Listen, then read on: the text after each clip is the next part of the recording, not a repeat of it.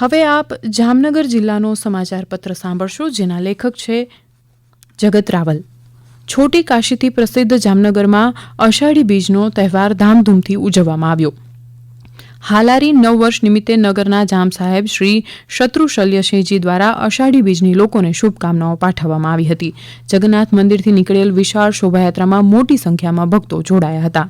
જામનગર શહેરમાં 15 દિવસમાં પોલીસના નેત્રમ વિભાગ દ્વારા સીસીટીવી કેમેરાની મદદથી 1722 ઈ ચલણ ઇસ્યુ કરવામાં આવ્યા.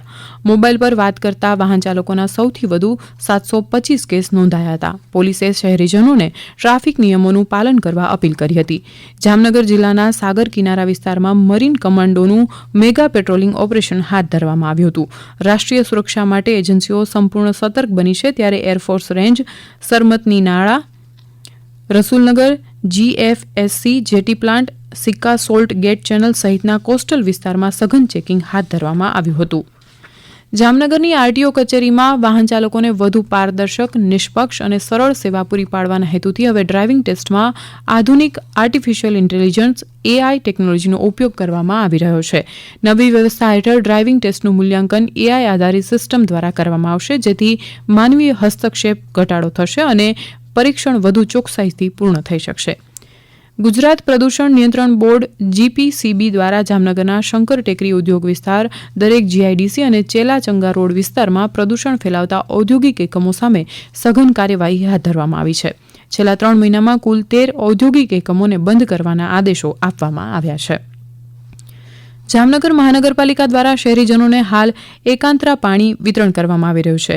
મહાનગરપાલિકા દ્વારા શહેરીજનોને પાણી પૂરું પાડવામાં કોઈ કમી ન રહે અને વરસાદ ન આવે ત્યાં સુધી પાણી પુરવઠો મળતો રહે તે માટેનો નવો પ્લાન તૈયાર કરી લેવાયો છે અને સૌની યોજના હેઠળ જામનગર શહેરને પાણી પૂરું પાડતા જળાશયોમાં પાણીનો જથ્થો ઠાલવવા માટેનું વિસ્તૃત આયોજન કર્યું છે. આ અંગે રાજ્ય સરકાર સમક્ષ માંગણી પણ મૂકી દેવામાં આવી છે.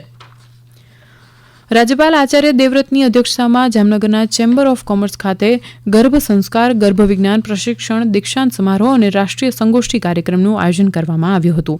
આ કાર્યક્રમમાં રાજ્યપાલ આચાર્ય દેવવ્રતે જણાવ્યું કે ભારતની વૈદિક જ્ઞાન પરંપરા, ઋષિમુનિઓનું સંશોધન અને પ્રાચીન શાસ્ત્રો માનવજાતના સર્વાંગી વિકાસ માટેનો અમૂલ્ય વારસો છે.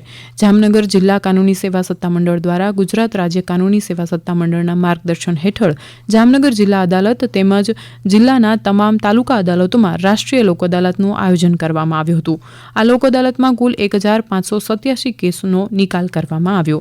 જામનગર શહેરના હાર્દ સમાન રણમલ તળાવ ખાતે ગુજરાત પ્રાકૃતિક કૃષિ વિકાસ બોર્ડ તથા આત્મા પ્રોજેક્ટ જામનગરના સંયુક્ત ઉપક્રમે જિલ્લા પંચાયત પ્રમુખ રંજનબેન જીવાણીના હસ્તે તથા જિલ્લા કલેક્ટર PB પંડ્યા તથા જિલ્લા વિકાસ અધિકારી સુશ્રી નિશાની ઉપસ્થિતિમાં પ્રાકૃતિક કૃષિ વેચાણ કેન્દ્રનું લોકાર્પણ કરવામાં આવ્યું હતું.